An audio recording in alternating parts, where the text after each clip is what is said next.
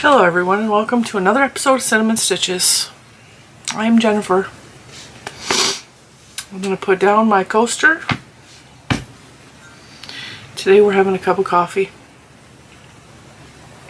We're having a cup of coffee because that's what Grandma drank.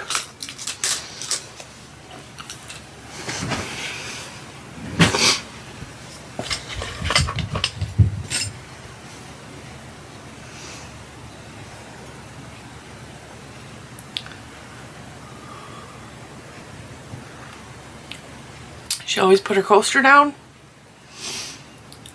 Sometimes it wasn't a coaster, it was a mug rug. She always had a placemat on the table for her food. She always had a pen and a paper behind her on a little table. So when she answered the phone, she could take notes.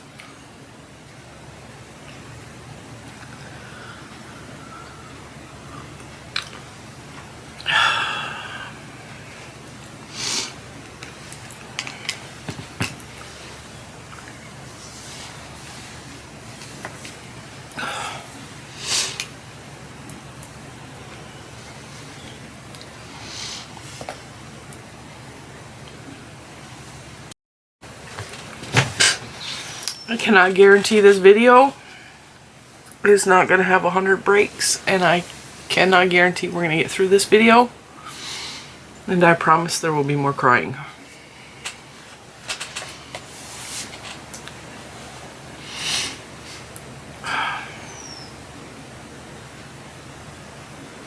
So please bear with the silence. And thank you for joining me and Grandma for a cup of coffee. Grandma's favorite coffee that she asked for Christmas was Café du Monde. She liked the coffee with chicory in it. Well, I don't think that was her all-time favorite, but that's what she asked for Christmas. She also would sometimes ask us for Pecan Divinity, or there's another one. She said she couldn't find it, and she loved it when she was a young girl.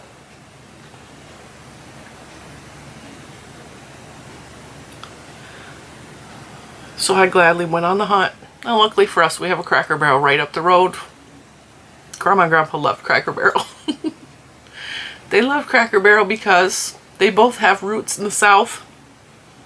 Even though they lived in California most of their adult life. Grandpa was from Arkansas. And he had a wonderful accent when he wanted to.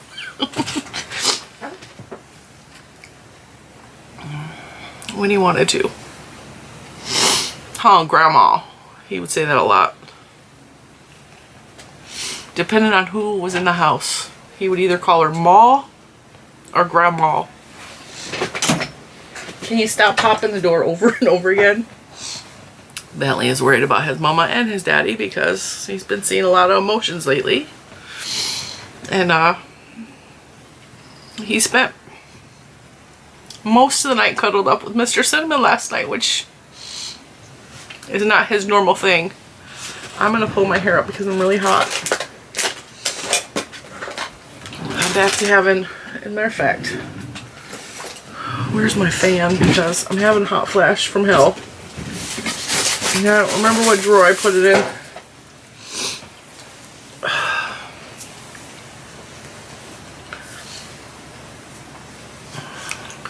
I remember talking to Grandma one time about menstrual cycles and symptoms, and I told her how hard mine were. So I don't have them anymore. She looked at me like I was crazy. She said, I never had that problem. None of the symptoms. And so it was then that I realized something was wrong with my body. She also, I don't know. We just called her Fertile Myrtle because she had 5 kids in 5 years. And we didn't dare call her that. She, I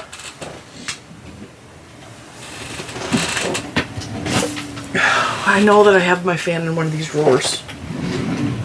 And I know that I moved it. It was in that drawer. I have a neck fan. I have no idea where I put it. I really gotta stop moving stuff around.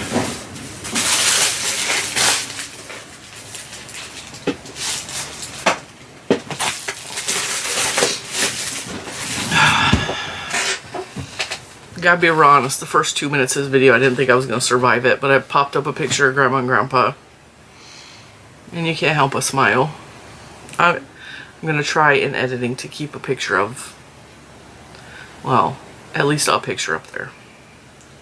In case you haven't figured it out, we got the phone call that Grandma passed away this weekend.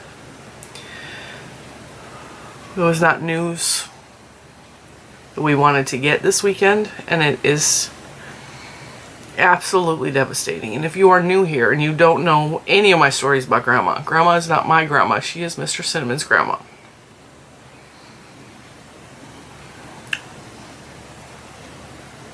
She is absolutely my grandma.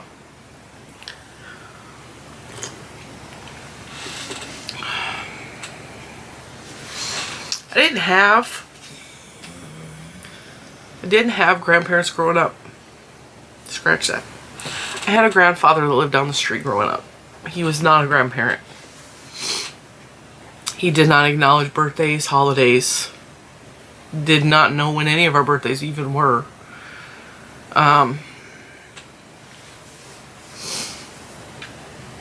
He was not the best of people.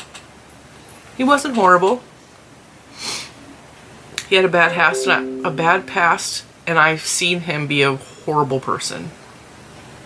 I have firsthand witnessed the abuse that he dispelled. So when I say I didn't have grandparents, I didn't go to his funeral. I did not cry when he died. I felt bad for him. I really did. Did not mourn. But 7 days later, when Mr. Cinnamon's grandpa died, which was ironic. They died 7 days apart. I cried for days. I may have cried more than Mr. Cinnamon.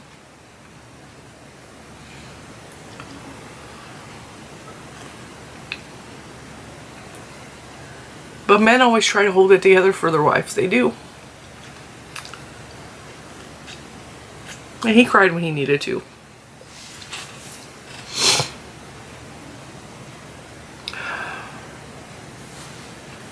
I am making this video for my kids and for Grandma.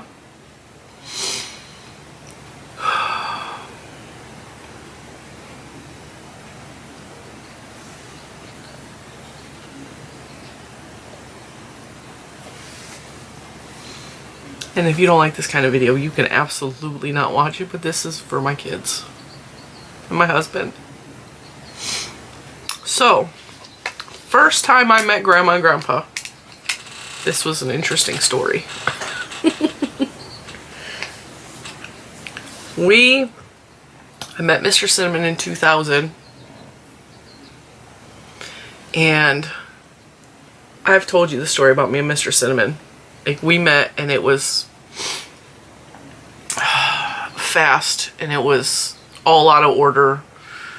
And everything that we did wrong, we should not be together. But Grandma also said the same thing about her and Grandpa. They did everything in the wrong order.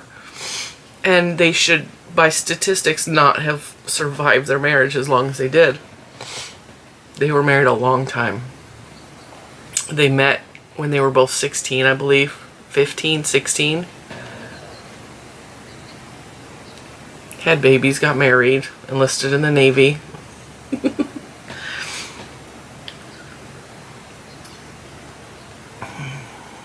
They started off hard. They did. They did. They went the hard way. So did me and Mr. Cinnamon.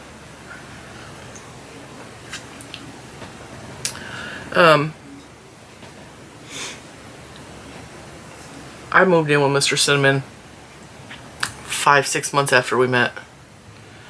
And it was a hard road, but I think we were both, like, early on really committed to each other. That's not to say we didn't make mistakes and screw up, and both of us tried to punish the other one from our past lives because we both have trauma and all kinds of crap in our history. But he, right off the bat, told Grandma about me. And if you don't know, both Mr. Cinnamon's parents are alive. They are not in our lives in a traditional fashion. I don't know the last time we talked to his dad because his dad has a bad history of abuse, drug abuse. So he's not a part of our lives. There's no ill will against either of his parents, but they're not in our lives. Grandma and Grandpa were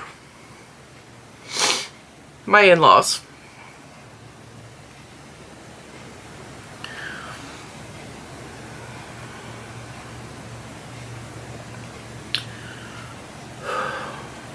I am just holding on by a string. I really am. The coffee is hitting the right spot though, and I don't drink coffee. Grandma sat down every morning with a cup of coffee at the kitchen table in her chair. I can see her there. Her little mug rug.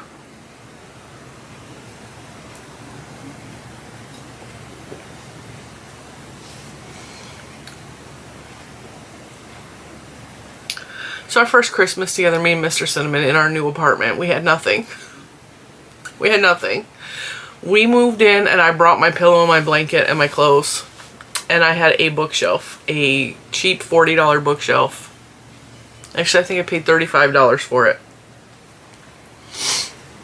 That's all we had. So we had to go to the store and we bought a soup pot, and a spoon and a fork. And some ramen from Family Dollar. The pot was $3. So that tells you the quality. We didn't have enough sense to go to the thrift store back then. Now, I knew about the thrift store, but Mr. Cinnamon was very ashamed of the thrift store, which I have changed his mind a lot on that over the years. He was very like, ooh, thrift store. Ew, I'm not shopping at a thrift store. Babe, we got a thrift store budget. He had a $10 an hour job and he was trying to support the both of us. It was not working out real good. We over time started collecting things. We were renting a bed from Rent-A-Center. And then we couldn't afford that after like 2 months. So then we ended up sleeping on the floor. We slept on the floor a good part of the year. We didn't have a car because his car broke down at his girlfriend's house. Yep.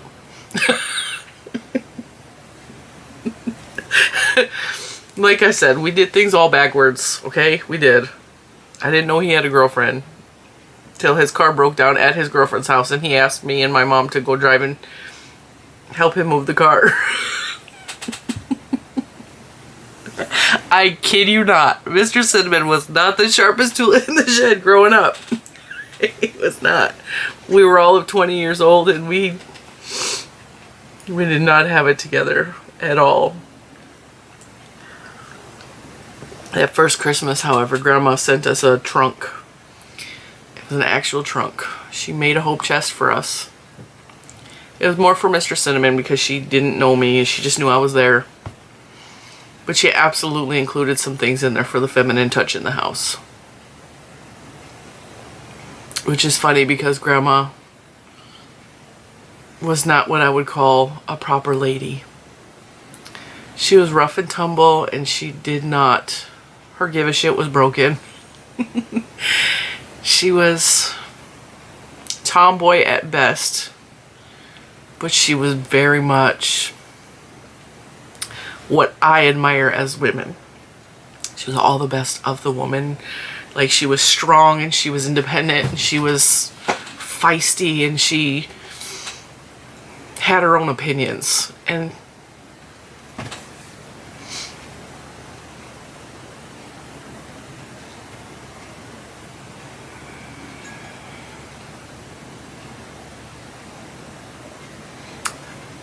it's what I admire most about her.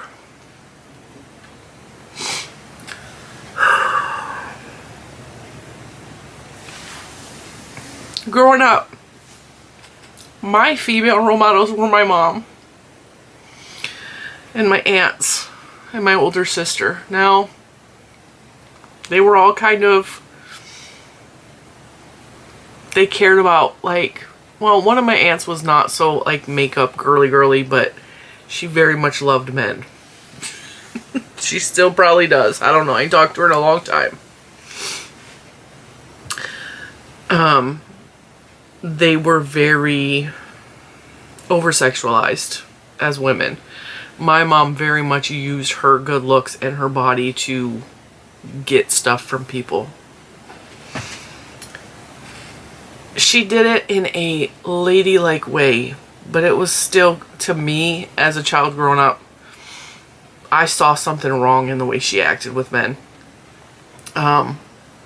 She wasn't a slut per se. She was not at all like that. I mean, she was a self-proclaimed good girl.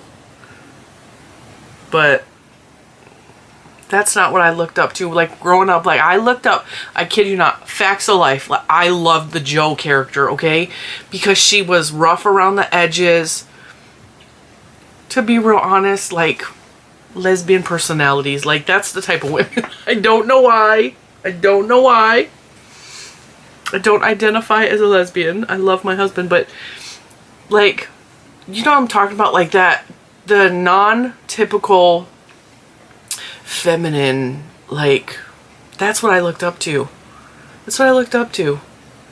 I looked up to women that were not traditional feminine women, you know, the ladies, the proper. That's not what I looked up to. That's not who I was as a person. I'm still not. I don't wear makeup. I wear makeup on a rare occasion when I feel like it. When I feel like having eyelashes that you can see. Because Lord knows you can't see my eyelash unless I put on mascara. I've never cared about that. I never, like, my hair's always in a ponytail or down. Like, I don't do anything fancy. Once in a while I'll do my hair, but I don't. And yes, I have heard 100 times, you look so much better with makeup on. Oh, you dress up nice.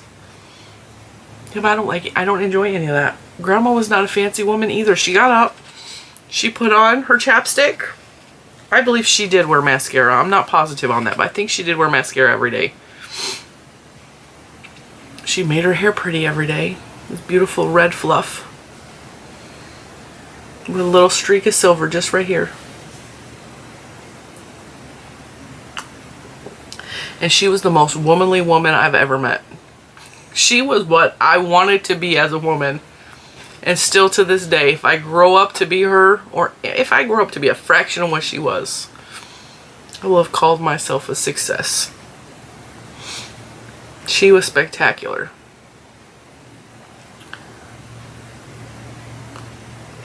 So in this trunk at Christmas time that she sent me a Mr. Cinnamon, she put household goodies. I don't even remember what was in there, but I know there was probably dishes. I know that there was silverware. Towels. We desperately needed towels. She gave us towels and washcloths and like all this. It was like a whole starter, but it was a giant trunk. It was probably 4 feet long. It was a trunk. It was one of those trunks with the latch that closes in the front. And because it would have been too expensive to mail it, she sent it on the Amtrak train. So we had to drive down to Detroit to go pick it up at the Amtrak station. Because it was only I don't know why I remember this. It was only $75 to send it via Amtrak than it was to send it any other postal service. I see Grandma always knew the ins and outs because Grandma is retired from the college and the post office. She had a lot of career. Well, she had a couple of really good careers that she retired from both. And she went to college in her 50s. Like when I met her, she was still taking classes at the college. I also really admired that about her because she never wanted to stop learning. And she would come in from school at the end of the evening and she had her books and she would open her car door and Grandpa would be standing in the garage and he would carry her book bag in for her and whatever else she had, he'd bring it in, he'd set it down at the table, he'd give her a kiss, welcome her home. Sometimes he'd have dinner already cooked for her. I really admired that about them.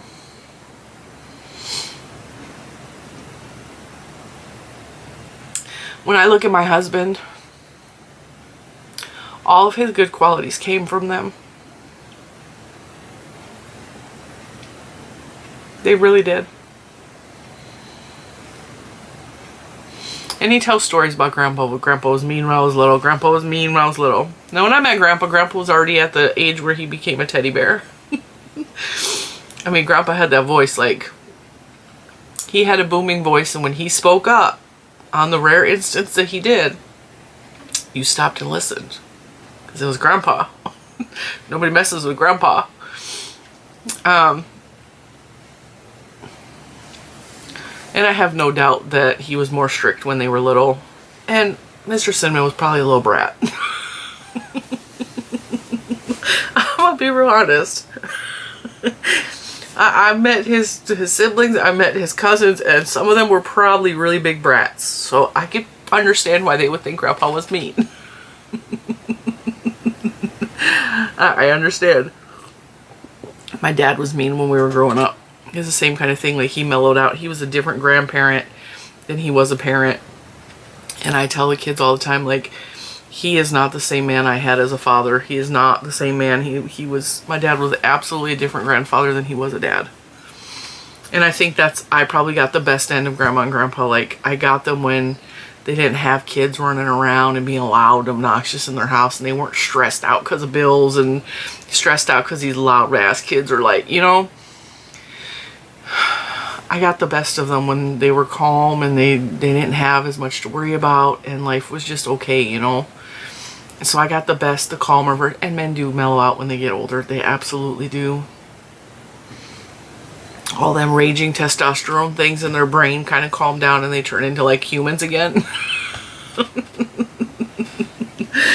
It's a fact. It really is a fact. But yeah, she very much got us started. I should probably rewind that. Grandma and Grandpa, the whole reason Mr. Cinnamon moved to Michigan. I will say he made a pit stop in Iowa, which is why he has a son in Iowa. If you don't know that, I do have a stepson who lives in Iowa. He is a grown adult. He's 23, 24. He's going to be 24 this year. So, yeah, I have a stepson. He's always been kind of in a way other state, and while there has been contact over the years, it's hard to bond with a child who is far away like that. But Mr. Cinnamon had a hard time coming up. Like, his youth was hard. It was hard. And Grandma always believed in him. And he went to them when he was 19 years old, and he said, I gotta get out of here. I need to go. And he thought he found love on the internet. And so he moved to Iowa. With the help of Grandma and Grandpa, they bought him a train ticket, they bought him a coat, and they sent him on his way. Because Grandma always knew if he'd stayed in California, he would have wound up nowhere fast. Probably in jail. Probably... I just can't imagine what his life would have been like had he stayed. Because it was bad. And then he was only in Iowa a month with that woman, and he, first of all, that's a whole nother story. Like, she totally lied, sent him fake pictures, so when he showed up, he was like, what? What? And I always tease him, I was like, yeah, but you still got her pregnant, so it couldn't have been that bad. I know, that's so terrible. It's so terrible. But he was only there a month, and he was like, I gotta go. And luckily for him, he had friends that had already moved to Michigan because, and I used to joke about this too, like, all his homies found Michigan wives because that's where all the good girls are. And that was not the fact at all. I mean, Mr. Cinnamon found a good girl, but the rest of them were a little bit questionable. And every last one of the homies is divorced. Except Mr. Cinnamon. Cheers. Because I hung in there. So, Mr. Cinnamon wrote on his Facebook yesterday that there's been a lot of trajectory changes and his life would not be where he is now if it wasn't for Grandma and Grandpa, and that's absolutely the truth. A couple of ways is they paid for him to leave California. They got him out of there, which started his life on a whole different trajectory. And then when me and Mr. Cinnamon were living in Michigan, he got the opportunity for the job here. And I didn't know this because Mr. Cinnamon did not tell me. They funded our move here to Virginia, and I did not know that. They let us borrow money so that we could afford to move. And so that started us on a different trajectory, and it drastically changed our lives for the better, because they saw in Mr. Cinnamon something that a lot of other people didn't see. They believed in him when nobody else in his family really saw who and how amazing he is, including his parents. I know he was not a perfect child. I know that, but also I don't think they ever saw him. I don't think they still, to this day, I don't think his family truly sees him. Grandma and Grandpa did. Which is why it's so devastating to him.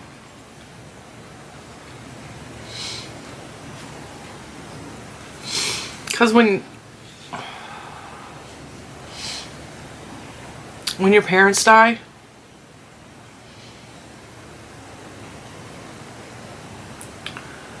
it's hard. It's like everything that started who you are is gone. And you feel alone because if all else fails, you know whoever your parental figure is, you know they're there. My mom and dad were not perfect people, but they were always there, no matter what. Not in the way I needed them to be sometimes, but they were always there. Same thing with Grandma and Grandpa. So he's very much going through what I went through when my dad died. Is like, you feel like an orphan even though you're an adult. And it's hard. It's hard. First time I met Grandma and Grandpa, it was really strange circumstances. It was around 9/11, if that gives you a clue. We decided we were going to go. Let me grab my washcloth so I can wipe my tears properly. We decided in September to go. Yeah, it was 2001. We decided to go to California to meet his family and his friends and like whatever else he wanted to introduce me. I think he knew at that point, like, he wanted to be with me, especially if he wanted to take me home. And I don't know if he was fully aware that that's how he felt at the time, because he was still dealing with a lot of demons in his head. And he spent a lot of good years trying to push me away because he was so afraid that I was going to hurt him or leave him, that he tried to push me away a lot. And we had to really work through that together, because I recognized his behavior. He didn't even recognize what he was doing. He didn't understand why he was acting the way he was. I mean, he knew, but he was terrified. He had been hurt a lot. He had been hurt a lot. And he's a really sensitive person. Like, he tries to act all macho. He's a really sensitive man. And he had been hurt a lot. He had. So when he decided to take me home, all we could afford was to take the bus. We took good old Greyhound. Now, what I remember of the trip is having a lot of stomach issues, because I didn't realize back then I couldn't eat gluten because it made me deathly ill. And what do you eat when you're on the road generally? Carbohydrates, breads, sandwiches, like stuff. And I was so sick. And you just don't want to be sick on a bus, okay? With that little tiny bathroom in the back. Oh, I was sick. So it was a long, the bus ride was 3 days, 9 hours. We saw some beautiful countrysides. The first time I ever saw a mountain. I saw the mountains for the first time at sunrise, and I finally understood what Purple Mountain Majesty meant, because we were somewhere in Colorado and the sun came over the mountains, and it was the most beautiful thing I had ever seen. And I've loved mountains ever since. I also saw amber waves of grain for the first time. I mean, we had corn in Michigan, but corn is not pretty. It doesn't blow in the wind. It kind of does this. I mean, Michigan's got a lot of corn. We didn't have amber waves of grain across the plains. We did not. And so I saw a lot of beautiful things. And then when we arrived in Oxnard, California, which is where Mr. Cinnamon is from, Grandma and Grandpa were at the train station because we had to take the metro, because the Amtrak only goes so far, and then you gotta hop on the Metro Link. So I don't know what it's called out there. We had to hop on the littler train. They met us at the train station, and I was scared because social anxiety, because I'm awkward, because I'm weird, and because at that point all I'd ever known is that people don't generally like me because, oh, my sister's perfect, and like everything in my life was compared to her at that time.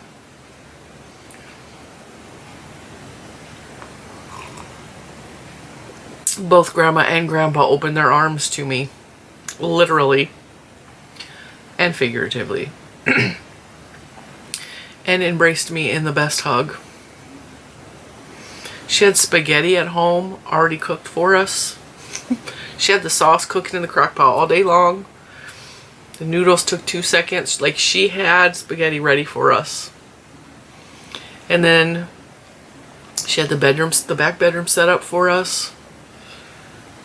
And she treated me like I was one of her grandkids from day one. And I absolutely fell in love with them. Absolutely fell in love. And I knew that they were mine.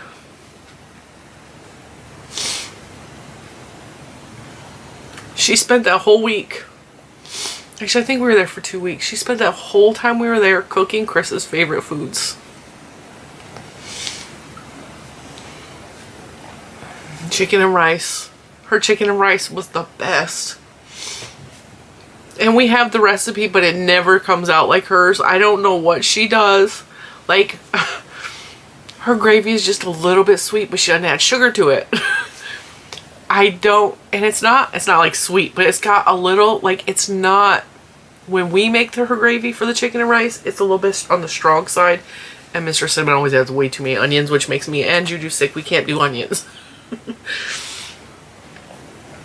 But her chicken and rice was the best.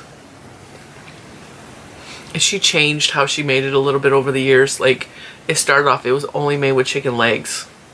And then she tried it with chicken wings one time, and it was pretty good. It was pretty good. It still had the bone flavor, but it was white meat. I don't like chicken legs. We've tried it with chicken thighs. It's really good. Like, chicken thighs is our favorite go-to chicken in this house, because it's got the most flavor. It stays moist no matter how you cook it. Which is funny, because growing up I was told that we didn't like dark meat. Like, my mom didn't like dark meat, so none of us liked dark meat, so she refused to cook dark meat. And it's all I buy is thighs. Like, I love thighs. I will eat white meat in certain dishes, but like, I'd rather have the flavor of the thighs, you know? Which is why I'm fat. I mean, I like flavor. So, I'm trying to think of what else she made. Ribs and sauerkraut was another one of hers. She literally cooked ribs and sauerkraut in the crock pot. That was not one of my favorites. I'm not, like, if I'm gonna have ribs, I want like slow smoked barbecue ribs. But I'm trying to think of what else. She made the best biscuits and gravy. Her biscuits and gravy was made with chipped beef, not sausage, and it's just because it was what Grandpa preferred. And I have her recipe, and I can make her gravy I can make her gravy exactly the way she made it because I watched her. I stood behind her and I just watched her cook and I just took notes. Like, oh, I see how she's doing it. But when she made chicken and gravy or chicken and rice, she always did it when we were out. I think that was on purpose. Like, Grandpa had his goulash recipe. And the last time I saw Grandpa before he passed away, I told him, I was like, because last time I saw him, we were at their son's funeral. And I told him, I was like, can you please just go home and write down your goulash recipe, please? Like, his goulash tasted like my Uncle PJ's goulash. And my Uncle PJ's, like, everybody's passed away. Like, everybody that ever meant anything is gone. So I couldn't have, and I have no idea how my Uncle PJ made his goulash. I just know that he made it, and I would eat it when I was little, and it was a little bit spicy. And so they tried to replicate it and put it in a recipe book for us, and it's not Grandpa's goulash. I don't know what Grandpa put in his goulash, but like, he put something in there. It was just good. I have no idea in there. I don't know how to replicate it. I can't eat it anyway because now, like, gluten-free noodles are not the same. They're not the same. And back then I didn't know I couldn't eat noodles and get sick. But she always made sure she cooked all of our favorites. She always, well, Mr. Cinnamon's favorite, he was very vocal about his favorites. And that first visit, I actually left them a note on the bed because I was like, I'm so in love with both of you. Like, you're my grandparents now. Like, I was so nerdy. Like, I couldn't say it to their face, so I wrote a little note and I left it on the bed. And she appreciated it. She thought it was sweet. But I also know they had a lot of life experience, and I was very naive when I met them. I was all of 21 years old. I was very shy. I was very naive about the world.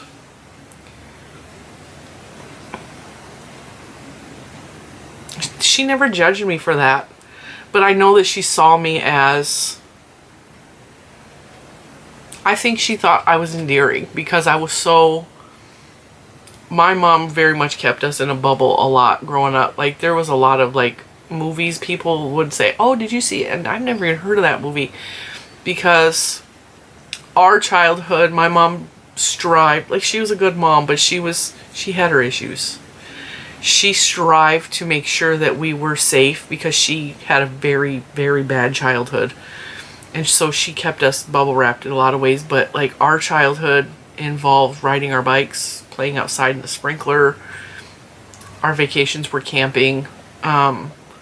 It was very, like, we did a lot of things as a family together, and she kept us in a bubble and safe from a lot of bad things in the world. At least she tried. She did not succeed because we still got bad things that happened to us, but she tried. So when I met Grandma, like, she had traveled the world. Like, she was a Navy wife. She hadn't really traveled the world, but she traveled, you know, the country. She lived things. She's been through hard things. She was raising 5 kids under the age of 5 while Grandpa was shipped off. Like, she's seen things, okay? I cannot. I told her one time, I was like, I went from 1 kid to 4 kids in a short amount of time. And I told her I was struggling really hard. And I also mentioned, because Mr. Cinnamon went away out of, he essentially left us for a summer. And it was when I had my sister living with me and all 3 of the girls. This is before we moved out of Michigan. And I told her how hard it was for me to be without him for those 3 months. And she looked at me like I was a lightweight, and she had no sympathy for me. And maybe I had no right to feel sorry for myself, but it was hard on me at the time. And she said to me, she goes, you know, you young people, you don't know how good you have it. She said, I had 5 under the age of 5. Grandpa was gone, and we didn't have cell phones to talk.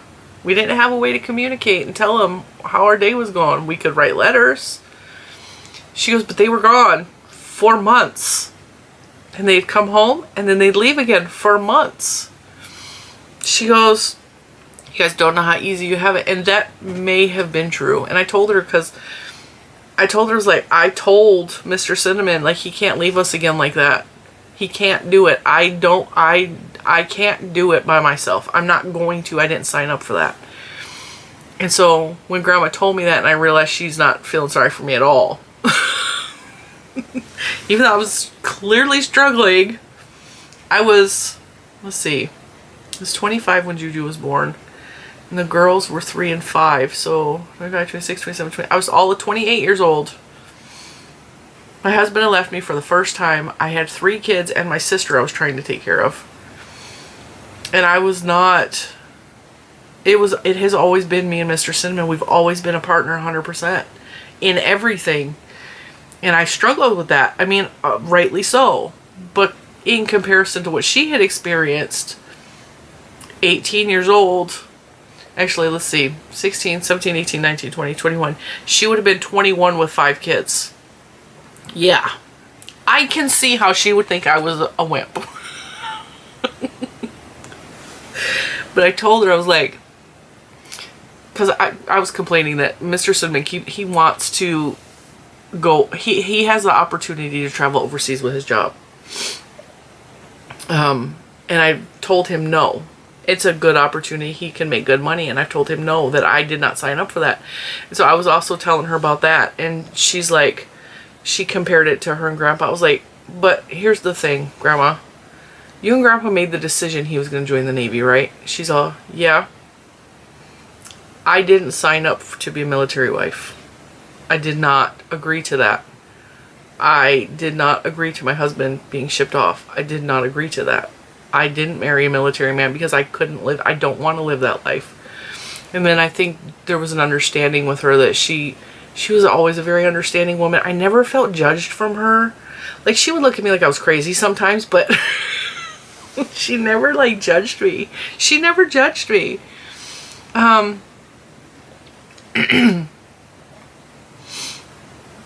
She was always just, sometimes she would say stuff, though, and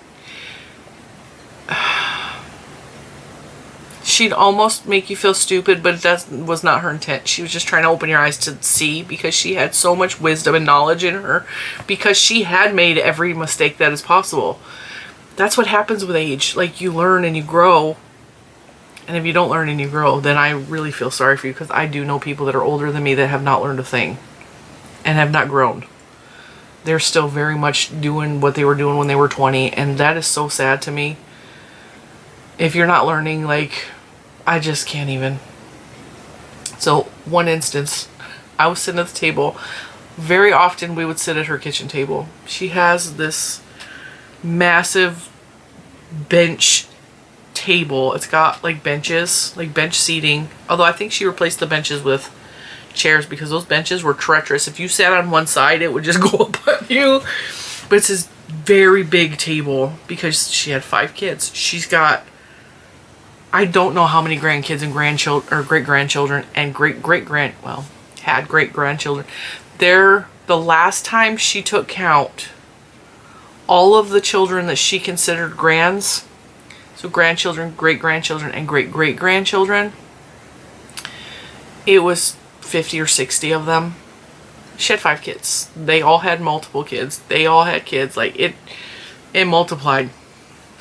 And multiplied. She's responsible for a lot of people being on this earth. They all came from her. And I'm glad that I have 2 children that are descendants of her. Like, that is so, I'm so proud of that. To have that beautiful person in your bloodline. Very grateful. So, sitting at her table, as I often did, she'd be drinking her coffee,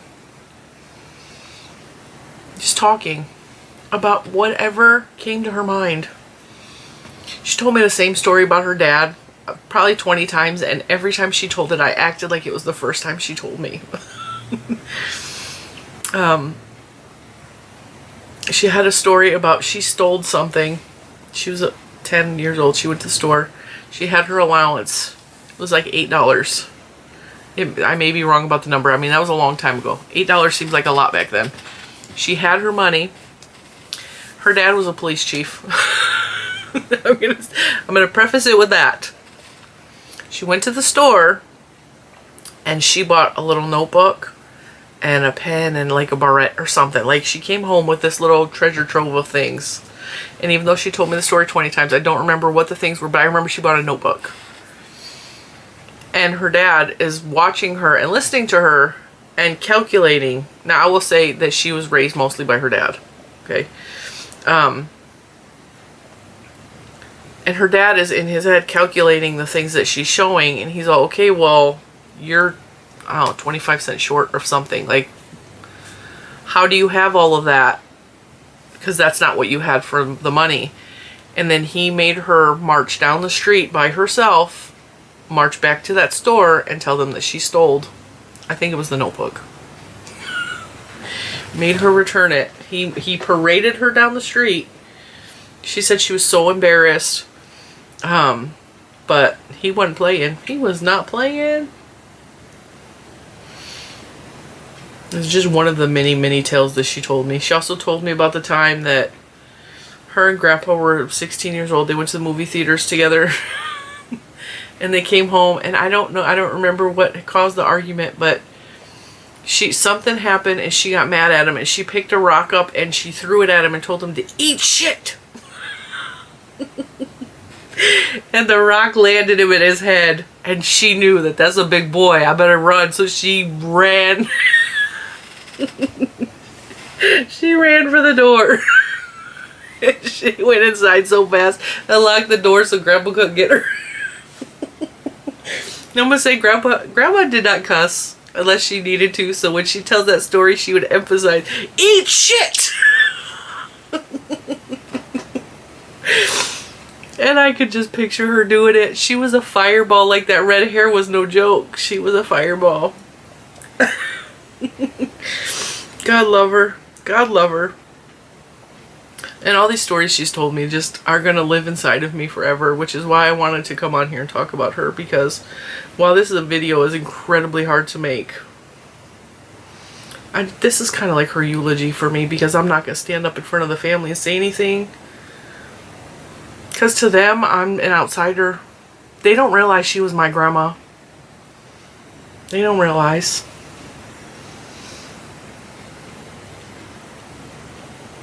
They don't know how many emails I wrote her.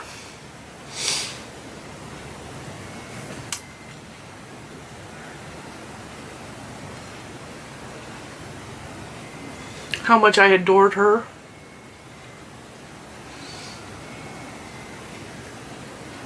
She's mine too.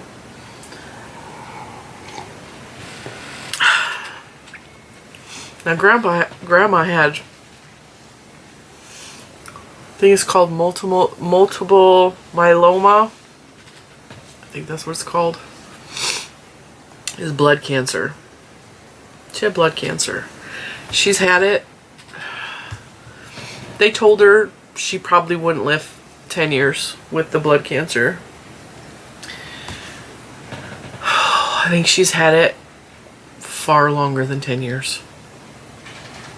I could look through my memories on Facebook and I could pinpoint the year she told us, because it was the first time Mr. Cinnamon actually thought his grandma might not be there forever. Get out of that window, Oreo. Exit. Go on. Go lay down. Because I know you're just going to you're going to cry because the door is open or closed. Go. Go find Juju. She comes in here, and then if I close the door, she freaks out and wants back out. Whereas Bentley just stays in his bed, which you can't see him, but he's there. I have no idea what I was saying.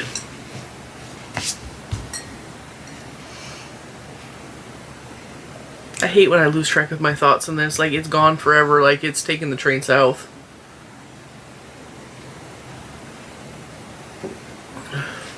I learned a lot of life lessons from Grandma, like really simple things that when she says it to you, you're like, why am I so dumb that I couldn't figure that out on my own? But I think it's probably the lessons are too simple that you just don't think about things. Like, we always tend to overcomplicate things, make things way more complex than they need to be.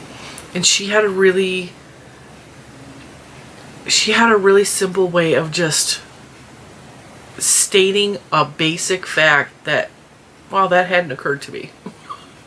Basic fact. She had her own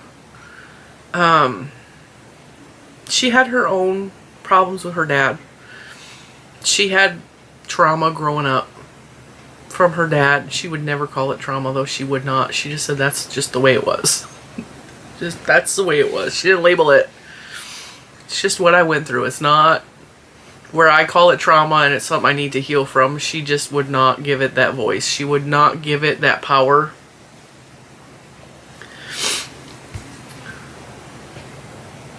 I feel like I just learned another life lesson from her. I shouldn't give it that power.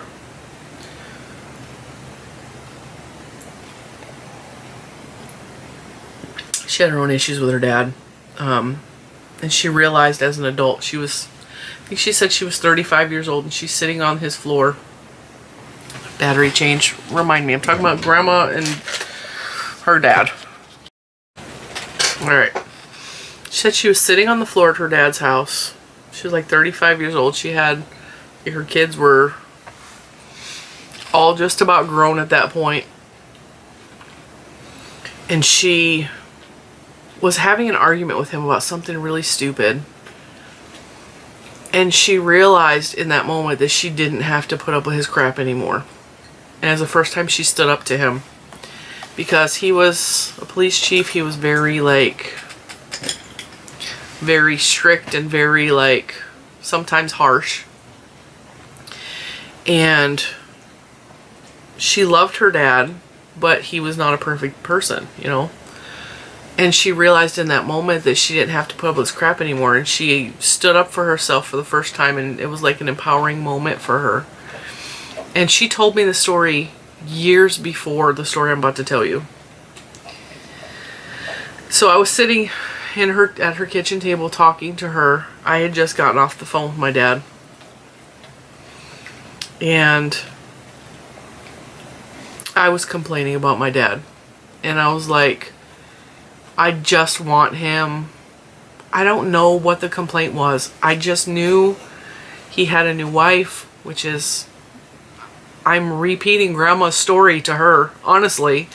He had a new wife. His new wife did not accept his children, did not like his children. She particularly hated me, which is Grandma's story. Her dad got a new wife, and the new wife didn't like her because she was boyish, and she was not feminine, and she didn't put pin curls in her hair, and she didn't dress like a lady, and she didn't act like a lady, and she was rough and tumble. And the new wife hated that. Did not like Grandma. I experienced this not as a child as Grandma did, but I experienced this as an adult. My parents got divorced when I was pregnant with Juju. That's another whole story in itself. And he immediately found new girlfriends. And he ended up marrying one of them. And Vicky hates me to this day. Don't know why. She just hates me. She just has always hated me. She's hated the relationship. She always thought it was weird that my dad kissed us on the mouth. But we just have always kissed our dad on the mouth. Like, why is that weird? Like, I don't know. She always thought it was, like, sexual, which is really gross. We were just really affectionate growing up. Like, that's something my mom instilled in us. She could not get enough of hugs and kisses. Like, she could not. But I was really struggling with my relationship with my dad because my dad was not... Growing up, he was mean. He was borderline abusive. He was battling his own demons, and he did not know how to show affection or love growing up. So as an adult, when he was a different person, that changed. But we still had a lot of trauma to work through. We had a lot of just bad memories from him. And I was very upfront and open with my dad, and my dad tried to heal what he had screwed up so many times as a young person. But his wife was always there to interfere. And so there was a lot of just crap between us. She was also incredibly jealous because he would call me and we would talk on the phone for 3 hours, and I don't think they had that kind of relationship. But I was complaining to Grandma, and she looked at me, and I was complaining about my dad. My dad this, my dad that. Like, I just want my dad to be a better person. I want my dad, whatever. She looked at me, she's all, Jennifer, how old are you? And I looked gobsmacked that she had dared ask me that, because that is such an offensive. I had to stop and think. I don't know how old I was at the time. I was probably 30. I don't know. I don't have a clue how old I was. And I looked at her and I told her my age. She already knew my age. I mean, I'm the same age as her grandson. She knew this. She's all, I'm not trying to be smart. I'm not trying to be offensive, okay? You're an adult. You don't need your father anymore. You need to take the inner child that lives in you and raise her yourself.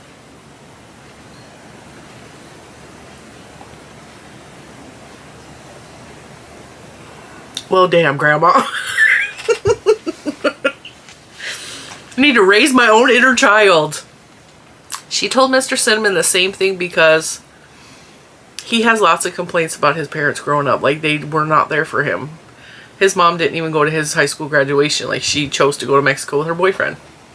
So he's got a lot of complaints about growing up. He does. And she told him, Christopher, you need to raise your inner child.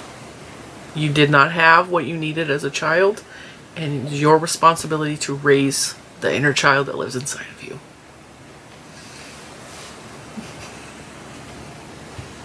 Well, all right, Grandma. I'll get right on that. I still haven't raised her. She's still in there acting wild and crazy, but I don't think Grandma truly raised her inner child either. She just learned to accept a lot of things with time. Because there was still very much a wild child that lived inside of Grandma. I'm just going to say that. She was in there. She was still in there. God love her. She also told me she learned something. I want to say it was through one of her classes, or one of her, it was something she went to. And they were talking about a bucket. And they were talking about child raising. And when you're a child, you are an empty bucket. Now picture yourself on the beach. You have an empty bucket, okay? You go along the beach. I'm trying to give you guys a visualization. I don't think I have an empty container. We'll make one. I'm gonna empty that out. You got your empty bucket. This is who you are as a person, okay? You're born and you're just, I mean, you could call it a sponge, but you have an empty bucket here, okay? Now you're walking along the beach and you could pick up the rock or the shell or the shiny stuff. But what gets put in your bucket is sometimes not what you chose to put in your bucket. Okay? I like these scissors. I'm going to put them in there. That is my good heart. This is my affection for my children. Okay? This is the loud voices that live inside me that are critical from my parents. Okay? Your bucket gets filled with things that you choose to put in there, but also from circumstances that happen in your life. But what you hold in your bucket and you carry in your bucket is your choice. These loud voices are being carried because you choose to have them in there. And while it's not easy to take it out because it's heavy and it's loud, you still can take them out of your bucket. So your bucket gets filled with things that are environmental, that are of your choosing. But what you carry in your bucket is your choice ultimately. So she told me that, and I kid you not, my mind was like completely blown. And she said it is the most poignant thing she had ever heard. By the way, that's my way of talking to little man while he goes on his bike rides. These walkie-talkies go up to 16 miles, and so he goes around the block and he carries this on his bike with him in case there's an issue. I can come get him, I can save him. And he actually the day we got the call about Grandma, it was really strange because it was raining. And I told him he couldn't ride his bike.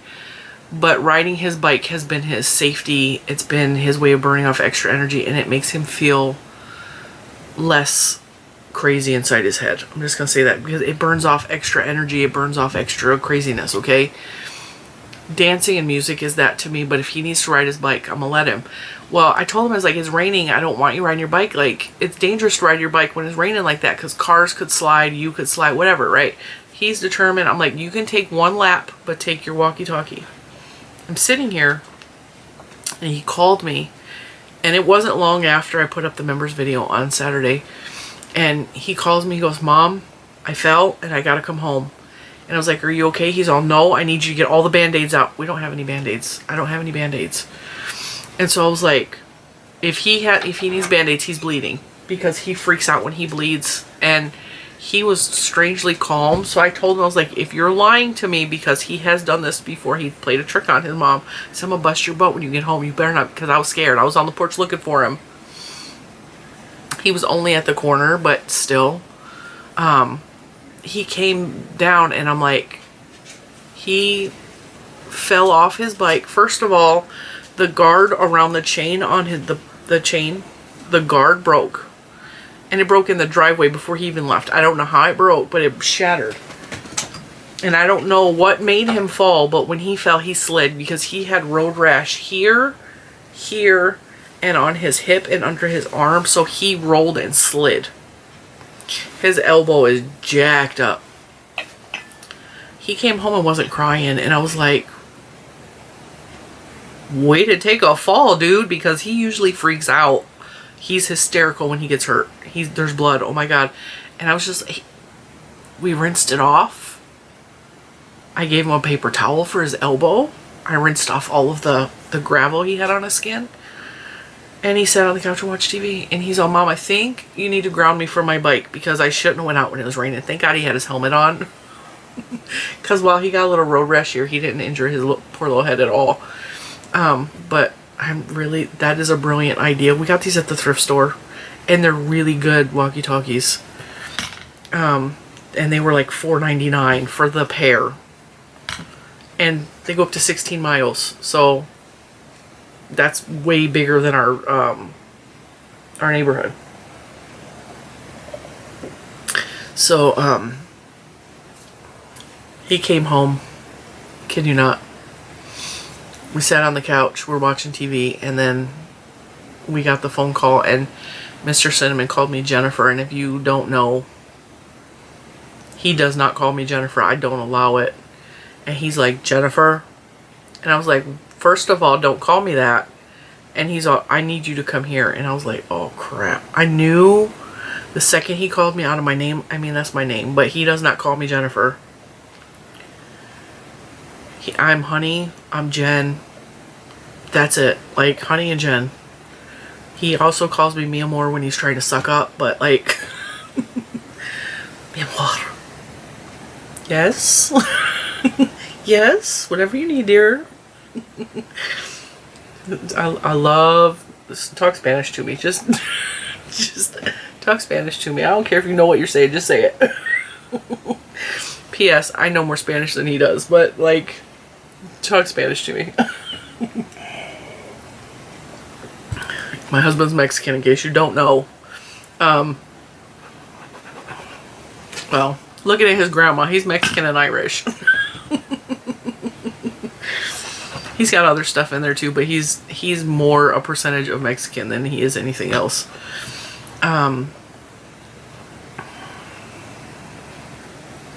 He called me and he let me know that his mom called him. But it was just weird. It's like, little man came home because he fell, and then like that. And I was like, I just feel like he fell because we all needed to be together to have that news, because it was hard news to hear, you know. I'm surprised I have made it this far in this video with only crying as much as I did, because I've been a hot mess since Saturday. I'm recording this yesterday.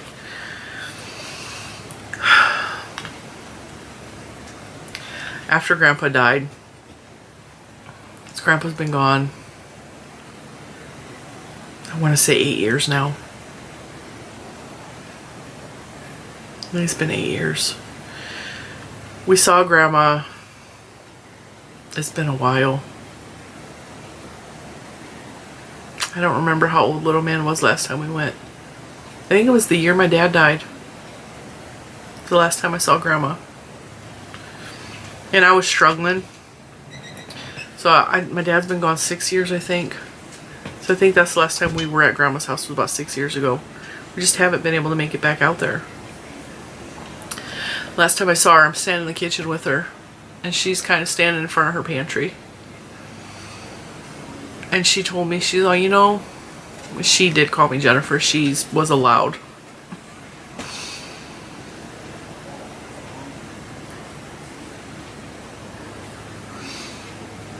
Well, first of all, let me preface it by the last time we went to see her, she was in the hospital.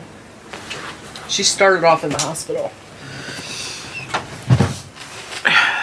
So when we got to California, she didn't tell us she was in the hospital till we were on our way because she wanted us to still come.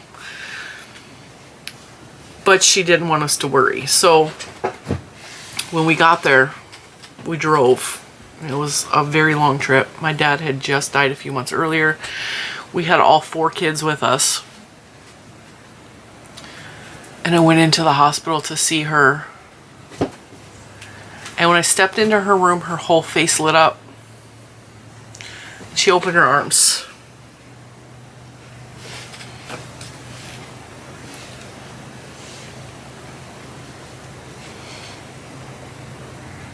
Just like the first time I met her.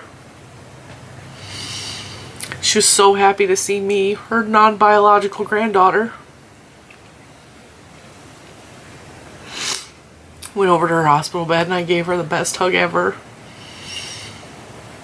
And I told her, you are such a beautiful sight to see. Because she was.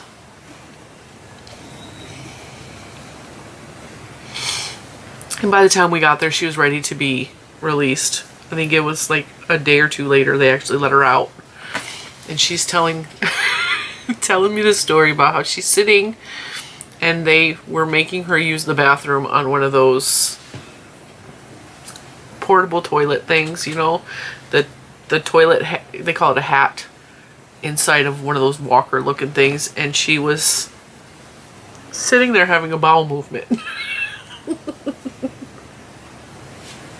And she said, this woman comes in and is talking to Grandma about her release and about like whatever, I don't know, whatever they were talking to her about, because she had to do X, Y, and Z to be able to go home.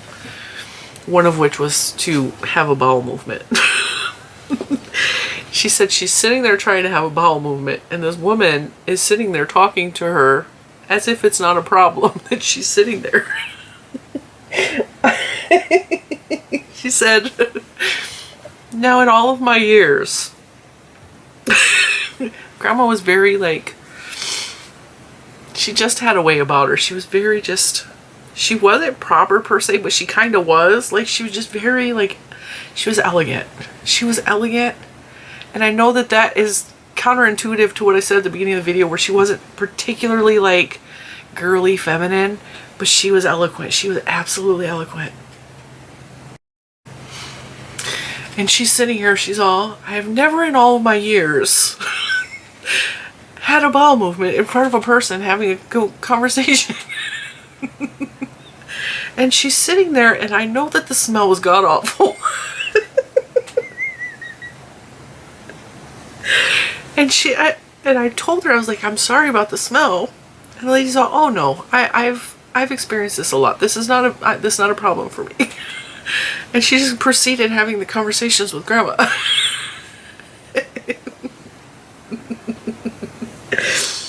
I will never forget Grandma telling me that story. I'm just sitting there in her hospital room just laughing hysterically with her because I cannot even imagine experiencing that. It was a trip. But when Grandma finally came home from the hospital, like I said, it had been a couple years since Grandpa had passed away. And I was in a very dark place after my dad died. Like, I blamed myself I thought I should have saved him, which is ridiculous because I'm not a medical professional. But I helped pick his death date.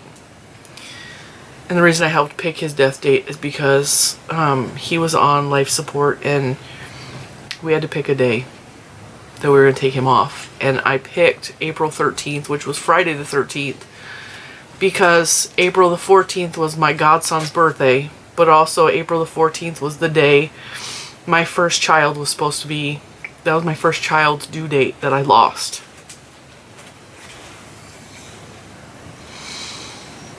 And I just needed it to be a different day.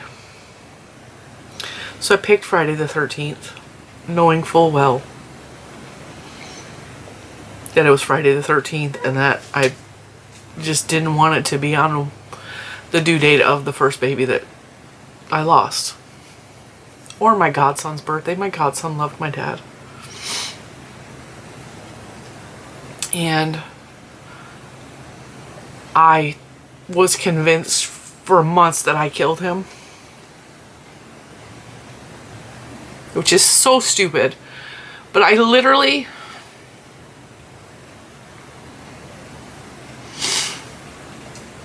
I died with my dad. Like, for a while there, I was not...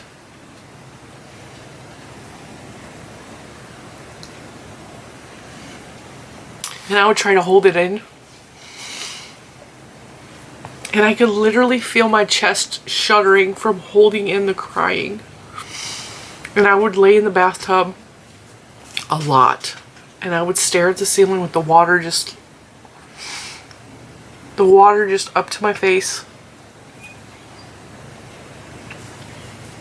Hurting. It was bad. It was dark. I kept reliving it.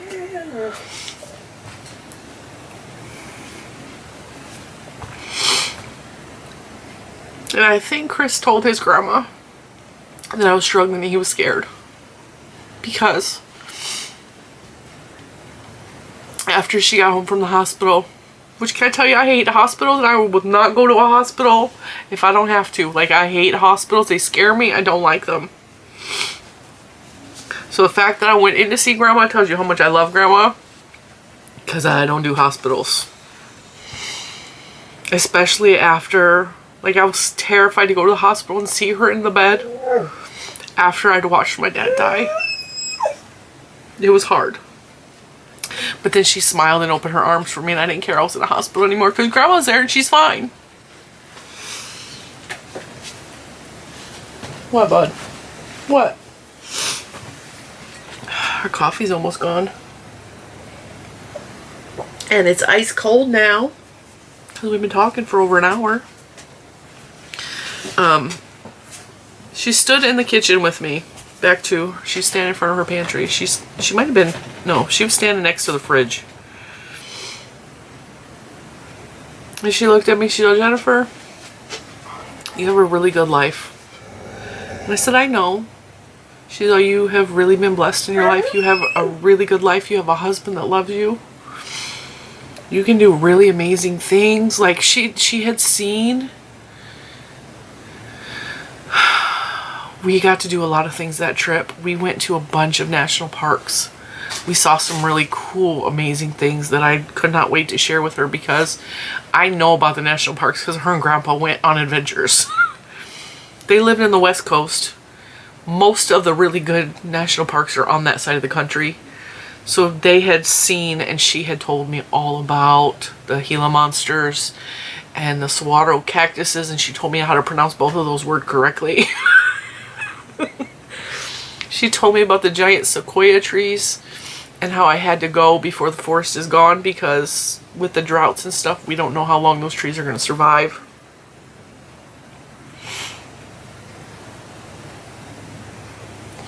I never have been to Branson, Missouri because, like, I don't know.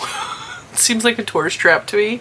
But she loved Branson, Missouri. Her and Grandpa went to a steakhouse there that they loved. So a lot of my travels are because Grandma told me about these amazing adventures her and Grandpa went on, and I just wanted to see what she saw. I would have loved to take her along with me. When she told me that I had an amazing life, I told her I know that I do. I realized that she was telling me what I already knew, but she was reminding me. Because I was really broken. And then she says to me, and again, this was one of those moments where she says something, it makes you feel stupid, but she didn't mean to make you feel stupid, but because it's so obvious that you should have known these things.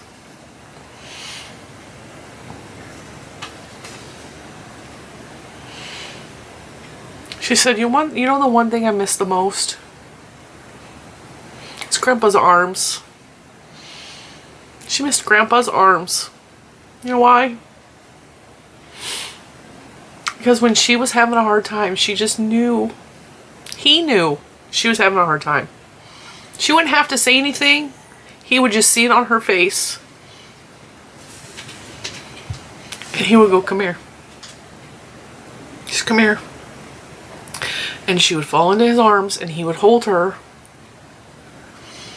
And she could let it all go because he was her safety. And she said,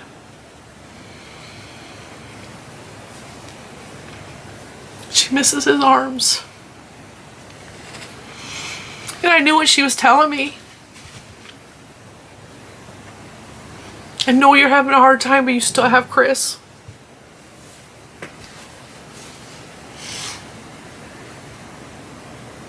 And you're so lucky because my Chris is gone. I knew that's what she was saying to me. My stomach is growling so loud I have not eaten yet. I know you guys can probably hear that. It's my stomach. That coffee is not breakfast. At all. Oh, what I wouldn't give for her biscuits and gravy right now. We have to make it gluten-free, but Mr. Cinnamon has almost perfected gluten-free biscuits and gravy. It does not taste as good as hers, but it's good. And it does the job. I would give anything for biscuits and gravy right now. Chipped beef gravy. It was so good. She always said, don't add salt though. Don't add salt. The biscuits have salt and that meat is salty. If you add any salt to your gravy, it's going to be too much. And I didn't listen to her one time, and that was the only time I didn't listen to her. And I did not add salt to that gravy ever again. Ever again.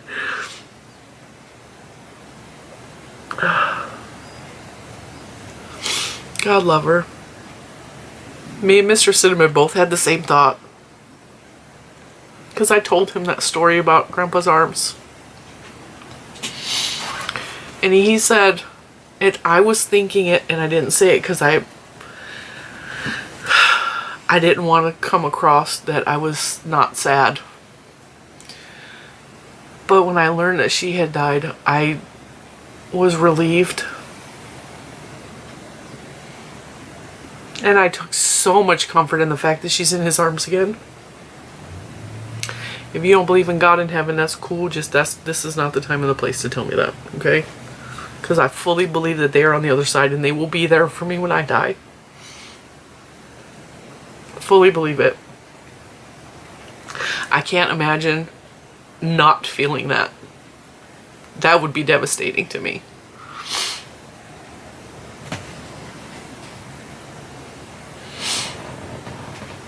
Taking that comfort. So I didn't say it out loud to Mr. Cinnamon because, I mean, that's a sad thought, but at the same time, it's a beautiful thought, right?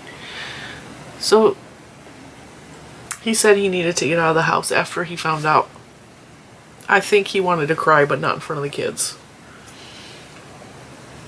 And he's all, we needed toilet paper. So I'm like, okay, well, we need toilet paper. We're out.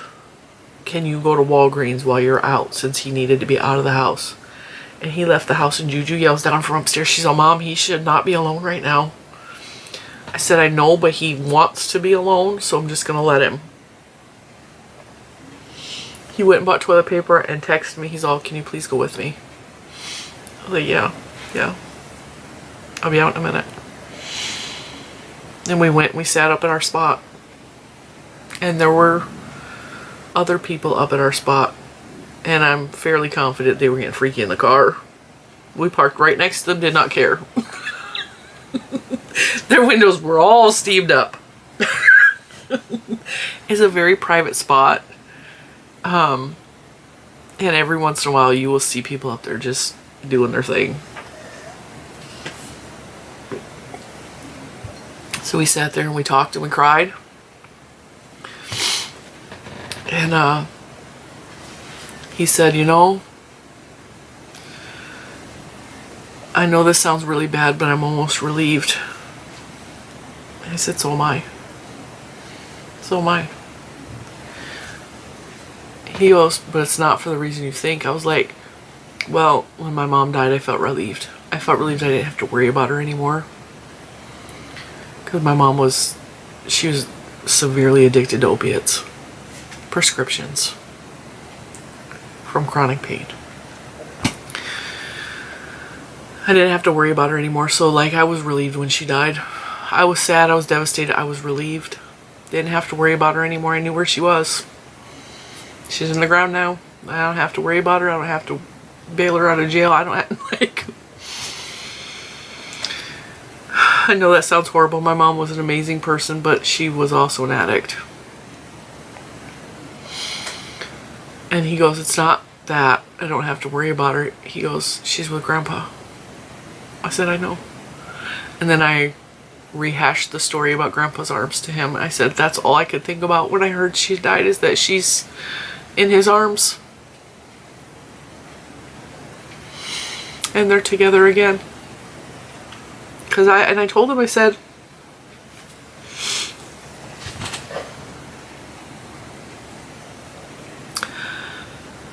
I cannot imagine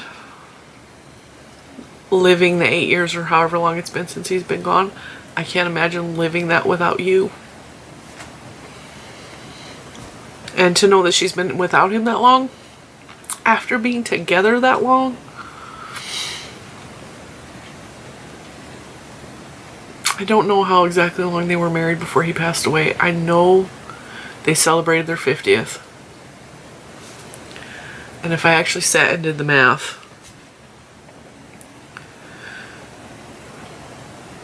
I don't know. It was, they were together their entire life pretty much. They met in high school. They were like 15 or 16. Grandpa was in his 70s when he passed. I think Grandma was 82. But, yeah. I know that this video has been weird. And this is not my normal content. But like I said, I needed to do this. Now, I have a video coming out Thursday that I pre-recorded. My hair is actually a different color in that video. So, I recorded it last Friday. So, my mood and my hair is different, obviously. I don't know what's going to happen over the next several weeks on the channel, because we are going to try to get to California for her services, and Mr. Cinnamon does not fly, so it will be a drive from one coast to another. And if you don't live in the United States, you don't understand. It is, let me see how many hours it is.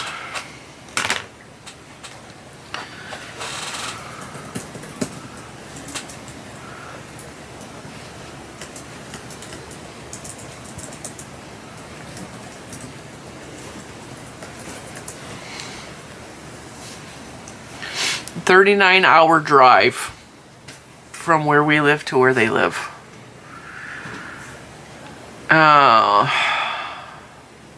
39 hours if the traffic is good, not counting bathroom stops. So bathroom stops usually adds on an hour, 2 hours on a day. Hi, baby. Mama loves you. You spit on my face, though. You spit on my face. That's a good boy. It will probably be 3 or 4 days in the car to get there, 3 or 4 days in the car to get back. And then 3 or 4 days in California. So it's going to be a hell of a trip. It's going to be a hell of a trip. But I told Juju does not want to go. She hates funerals. And she's having a really hard time with her emotions right now. She's having a really hard time with her emotions right now. She was very close to Grandma and Grandpa. My mom died when Juju was 5. And she was very close to my mom. She was not close to my dad. My dad preferred Hermione to all other children. And Juju has resentment towards my dad because of that. Rightfully so. Can I help you? Are you hungry? I think he's hungry. Is Oreo hungry? Hey, Juju! Juge! I'm gonna let them out. Come on. Juju, can you feed the dogs?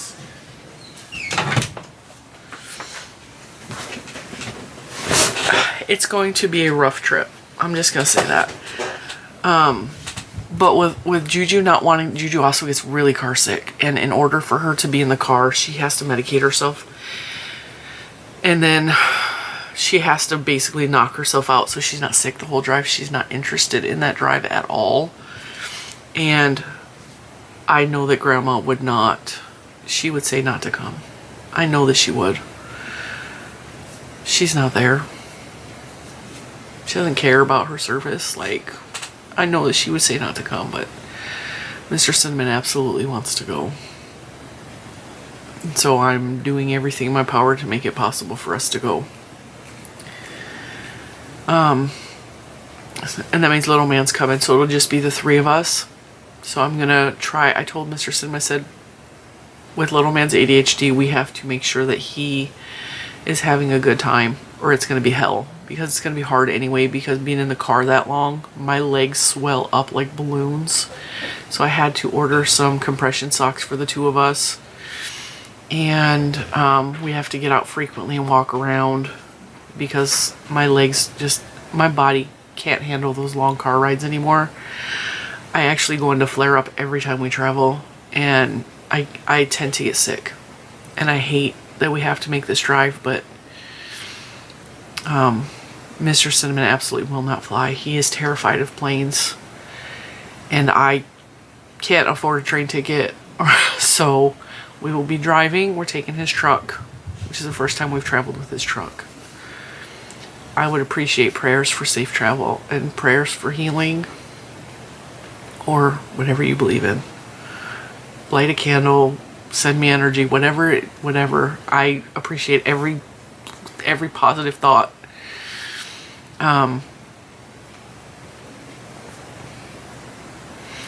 We are also going to, I'm probably going to blog some of the trip, because I still need content. I still need to have a paycheck while we're gone.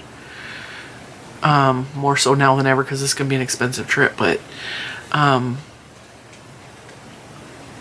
I plan on taking little man and stopping at some cool places along the way, so that, because when we went last time, he was, I want to say 5 or 6. He may have been 4. He doesn't remember the trip. And so there's some really cool places along the way we're going to stop. And I was like, we could blog that. That can be content for the channel. So I'm very much going to be working while we're on the road. I don't know what day we're leaving or when we're coming back, because she's being cremated. So California has really weird laws in regards to cremation, and it could take up to 2 weeks to get her cremated. We went through the same thing when Grandpa died. Grandma and Grandpa want to be, she wants her ashes together, her and Grandpa's ashes together and spread. And she wants them spread at some of the places that they had been to together.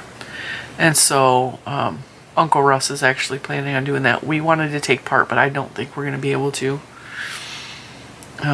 We just can't be gone that long. So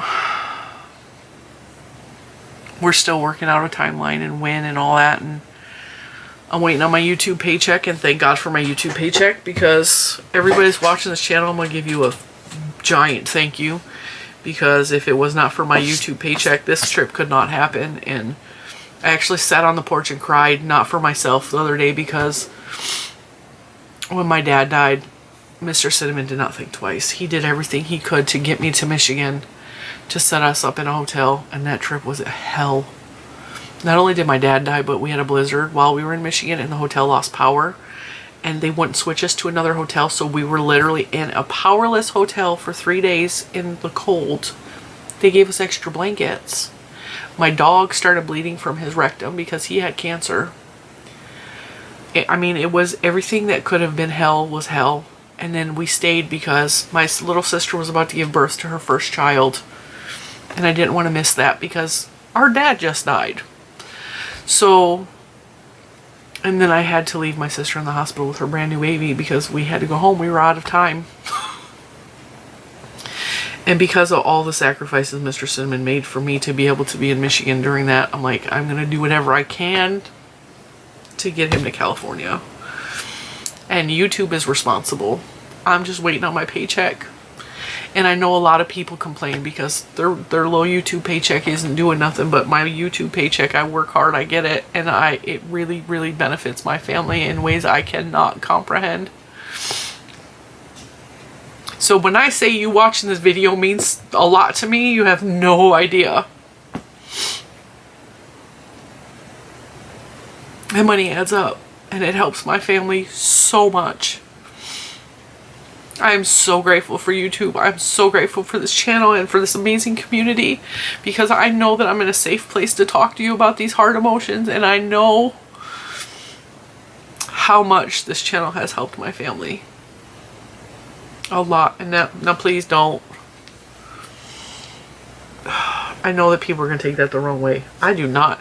We're good. This is not me asking for nothing. So don't get no ideas. That's not what this is. That's not what this is. We're like, I'm so grateful. I'm grateful. Like, we're good because of my hard work. And a little bit of my premiere paycheck from premiere week is finally, like, it's funny because the premiere, I'm just now getting paid for premiere week because premiere is like 2 months behind. And so all that work I did in February, I'm finally getting paid for it this month. So like that has helped. I can't even tell you how much that has helped. So yeah, I am going to be releasing a shawl pattern. I'm going to start working on it today. And if you're still here, thank you for listening, but I'm dedicating the shawl to Grandma. Her name is Barbara Ann. I am dedicating the shawl to Barbara Ann because what you don't know, because I've never told anybody, it was just between me and Grandma. When Grandpa died, I did something to honor Grandpa and his memory. And we still do it to this day. We celebrate Halloween big, mostly because of Grandpa. Don't get me wrong, I love Halloween, but our tribute to Grandpa, when he died in October, and his funeral was right before Halloween, and Grandpa loved Halloween. He went big for Halloween. He bought all these cute little things, and he would sit in the garage with a table, and he always had necklaces for the kids, not the girls. He had necklaces for the kids. He had little boxes of crayons, and he had little coloring books, and he had, I mean, he bought all these cool things for the kids. And he sat out there with honor and would put the necklaces on the little kids. And he didn't tell nobody he did that. Grandma didn't tell. We didn't know he did that. We did not know. Grandpa was he was a big old teddy bear is what he was. He's a big old Navy man that half his kids were scared of, but he was a teddy bear. And nobody knew that he did this. I mean, the grandkids that live close to him probably knew that he did this, but we had no idea he did that for Halloween. Not a clue. They did not talk about it. And so Grandma asked us if we would step in and pass those things out on behalf of Grandpa, because he'd already purchased everything when he died. And I took my kids trick-or-treating. Mr. Cinnamon stayed and passed out candy and all of Grandpa's little goodies. And Grandma made sure that he knew he had to put the necklaces on the kids. And because of that, our Halloween every year is Grandpa. It's dedicated to Grandpa. Even during the pandemic, like, we had a tube that we decorated so we could pass out candy while social distancing. And our neighbors all copied. They all went and got their tubes. Like, all right, let's figure out how to do this. And we very much, we go all out on Halloween, and that started really big the year Grandpa died, because that's how we honor Grandpa. And then when my dad died, I painted rocks, and the last conversation I had with my dad was that the girls weren't coming. Not my girls. My kids were not invited. My two nieces went and visited my dad in the summertime, and that was another point of contention. I told my dad the last time I saw him that the girls won't be coming because I'm taking them cross country. And he was upset. He was very mad. He's all, I don't know when he started crying, and he said, I don't know when I'm going to see them again. I think he knew he was dying. And I said, Dad, we'll be back in a couple weeks. Like, Danielle's getting ready to give birth. And he's like, well, I didn't know you were coming. Well, I wouldn't miss that. And then he died before she gave birth. So, the last conversation I had with him was like, they're not coming. Which broke his heart. And I just wanted to take the girls on a trip. I just wanted to show them the entire country like I had seen. I just wanted to do that for them. And when he died and I knew we were still going, his wife actually said she wanted to spread his ashes on Route 66 because he'd always wanted to go. He had a motorcycle. He was a biker. He wanted to travel Route 66, and that's not something he ever got to do. I had. He hadn't. And I told her, I was like, I can spread his ashes, like, I'm already going that way. And she made up a lie saying that she sent me the ashes and they got lost in the mail, and none of that was true because Uncle Russ is a postmaster. She didn't know that. And so, yeah, she never sent them. She never sent them. She lied. Why she just didn't say she didn't want me to have his ashes, I don't know. But why lie? Like, I was sick with worry that my dad's ashes were lost in the mail. I was sick with worry. And then I realized she was lying to me. But because of that whole scenario, I decided to take it upon myself to honor my dad. And I painted rocks that said, Woody's final ride. Because my dad's name was Woody. And I put them along points that I knew he would have enjoyed. And my dad had been to California when I got married. He loved Ventura Beach. So I put a rock at Ventura Beach. I drove up to Sturgis because he'd always wanted to take his bike and go to Sturgis. And we arrived in Sturgis a week before the actual big Sturgis event. And I placed a rock at the motorcycle museum or something. And they actually reposted about it. It was really cool. And I placed a rock at the Harley store in Sturgis for him. And I had all of his grandkids with me. Well, not the baby. I didn't have Tia's baby. Or Danielle's baby. Paprika's baby. Because obviously. But I had 4 of his 5 birth grandchildren with me. And I told Grandma when my dad died, I was like, I want to do something to honor her, but I don't want to wait till she's dead. And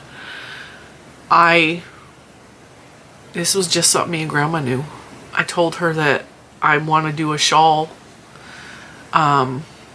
I do shawl things for her. So when I had just started crocheting when my dad had died. Like, well, right before my dad had died. I had just really gotten into crochet. And I told her, because I make a lot of shawls, I want to donate them on her behalf in her name. Because she had cancer. She had cancer for a long time. She fought it. She did the chemo treatments and all that. And I just wanted to honor her by donating shawls. And I have done that. I have absolutely done that. And that's just something between me and Grandma. But that's why I'm dedicating a shawl to her and a tutorial to her. And I encourage you that if you see this shawl and you feel inclined to make one, donate it on her behalf. Her name is Barbara Ann. Donate it to somebody you know, somebody you love, somebody who's going through cancer, somebody who's older. I donated a whole supply of shawls to a retirement village because those are all somebody's grandparents. And I could not imagine Grandma being in a place like that. And so I just wanted them to know somebody cared. And so I have done this since my dad has died. So I've done it for 6 years now. And people always tell me where to donate. You should donate here, you should donate there. When I donate where I choose, and I do it to honor her. And she knows it. Because I told her she was called Bobby by some. So I asked her, I was like, do you want it to be in the name of Bobby or Barbara Ann? And she's all Barbara Ann. And so it's going to be the Barbara Ann shawl. I knew I was going to make this shawl, and I'm going to try to get the tutorial up this week. If I can manage it. I'm going to try really hard. It shouldn't take long to make the shawl. It's going to be her shawl. It's going to be to honor her, and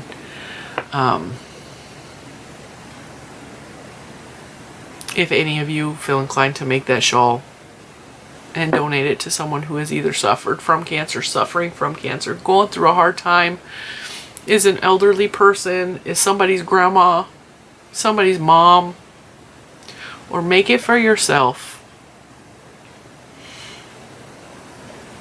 That's how I'm honoring her. Because I honored her while she was alive, and it was just between her and I, but now we're going to make it public. We're going to make it public. We're going to honor Grandma. So with that, I'm going to let you go. Thank you for bearing with me through this very emotional video, and I did my absolute best to hold it together. I tried real hard. We got a couple laughs in there. Hopefully you laughed and you cried along with me. Prayers. Positive thoughts, please. Specifically, I'm going to be okay. But for Mr. Cinnamon. Because he's not.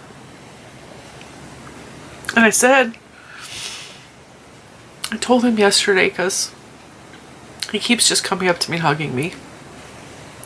And I said, why are you comforting me when I'm supposed to be comforting you? He's all, because that's just who I am. I said, no, but Grandma.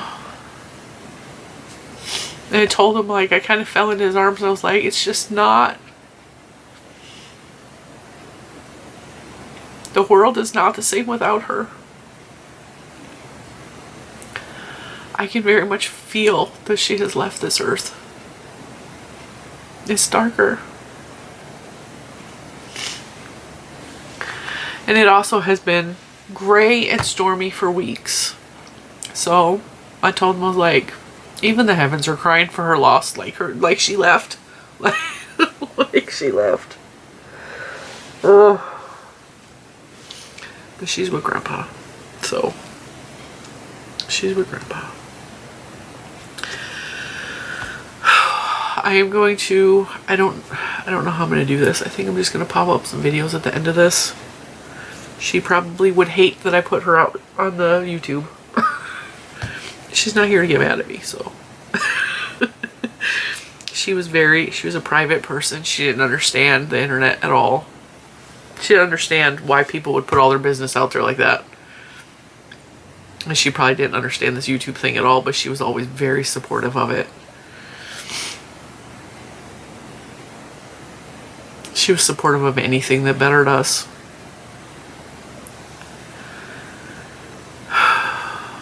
And Chris is right. If it had not been for her, we would not be where we are in this life, because her and Grandpa at so many turns pointed us in the right direction with advice, with love, and two very poignant times helped him to get where he is in his life. Get him out of California and getting him out here to Virginia. And the one thing she told me, it's funny because she told me years and years ago, Chris kept talking about going back to California, and she told me, in secret, she told me, she said, Jennifer, don't let him ever come back here. I love him. I love my grandson. California's not good for him. And I said, I promise. I will not ever let him come back. And I didn't. And he thanked me for that yesterday. He thanked me for keeping his grandma's promise, because it made our lives better.